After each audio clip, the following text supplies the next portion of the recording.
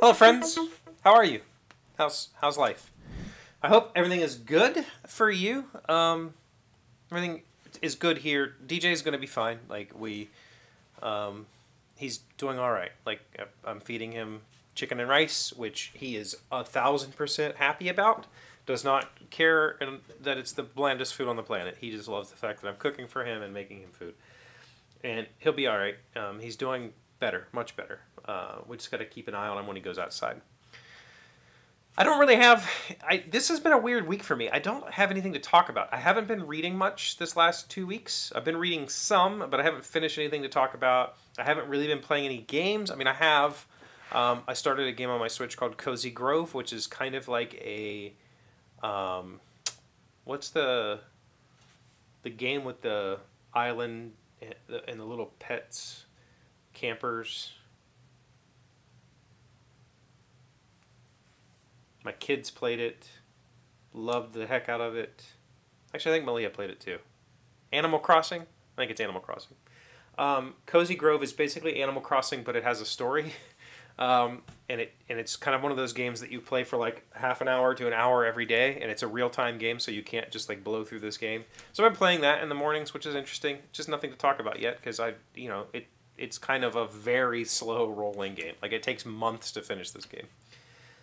I haven't worked on this project. I haven't done much. Like we've been snowed in most of the week, so I don't really have anything to talk about. It's a weird week for me. My hope, actually, we can talk about this. My hope is that this weekend, this project at least gets to like a point where the legs and the 3 sides are assembled, and I can cut this piece. This piece will be 2 stretchers I need to cut out of this that'll go across the top that I'll screw the countertop up with, and then cut the base out and put the base in. Hopefully, by the end of the weekend, I'll have essentially the carcass of this thing. I got my track saw pieces. Let me show them to you. So we bought the budget track saw, and we bought the budget track saw tracks. But I want to tell you something. These tracks are phenomenal. I'm extremely shocked at how well made these tracks are. These tracks seem to be better made than the Makita tracks that I've seen. Like these are super well made tracks. I cannot believe the price, for the price that you pay for these sort of inexpensive imports, these tracks are this well made. These are extremely high quality. Very thick aluminum, very straight. The grippiness of the whatever anti-skid stuff is phenomenal. I'm super excited about this. Just, I mean, flawless. There's no blemishes anywhere. They seem to be very, very high quality, which I was not expecting. And as I mentioned in the video where I bought the track saw,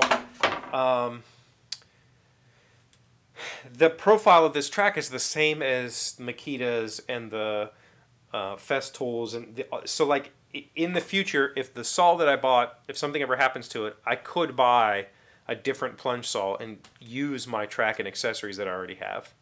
That's fantastic. We didn't talk about the square.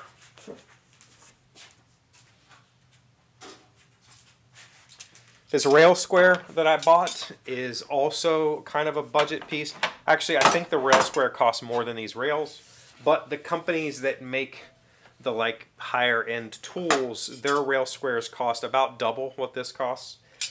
This thing is dead on accurate. I mean, I have 2 framing squares that I trust, and I put them on here, made a cut, flawless, absolutely perfect square.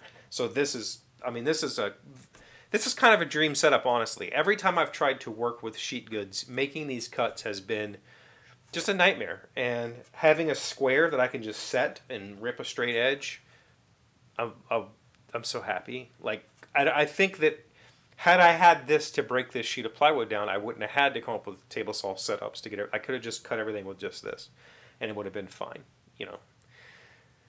So, I guess that's something to talk about. I know that some of us have issues with cheap tools. I am an advocate because I have been in a position where I couldn't afford the better tools. I've been in that position for most of my life. Could I afford the better tool right now? Yeah.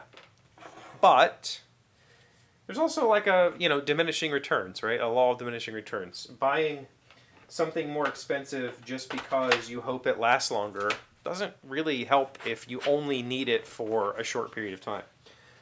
There's nothing wrong with buying. I mean, there are a lot of things wrong with buying temporary. Like, don't get me wrong. I don't like living in a throwaway society, but I don't think in this case I bought a throwaway tool. This is not the like $60 tool show purchase that will barely last once. This is actually fairly quality. It's like a mid-range tool. It's not a pro tool. It's not like it's not something you're going to go to a bargain bin and find for cheap. It's still expensive for what it is. It was still a $200 saw, which is expensive for what it is. It's a circular saw. You can buy circular saws for $40. So, whatever. Clamps seem to work fine.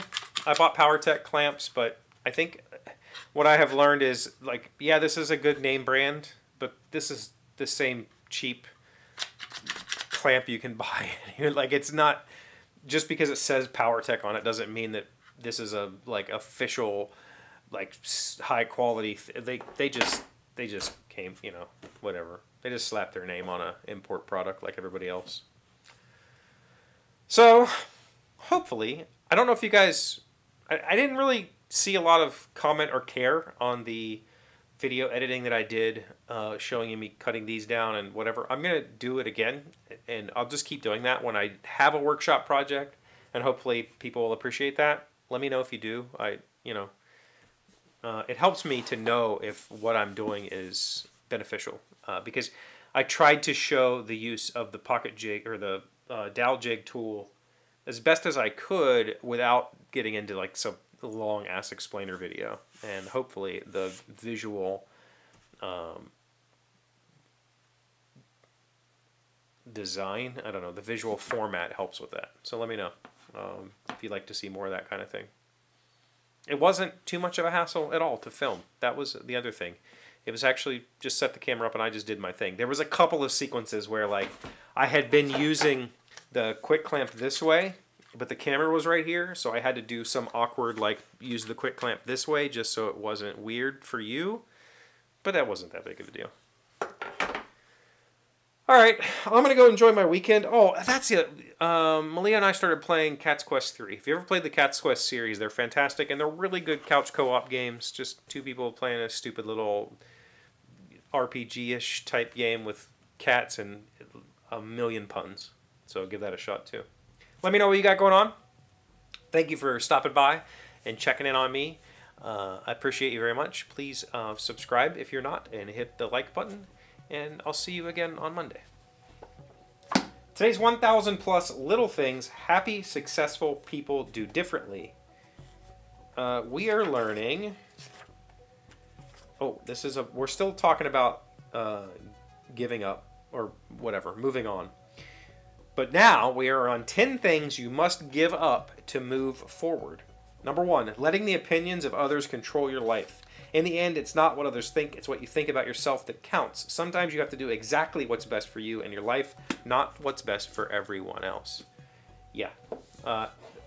For me, it's the anticipation of what others will think that holds me back, right? It's not necessarily their actual opinions. It's me anticipating the opinion that holds me back. And I think that's a habit I'm hoping to break this year.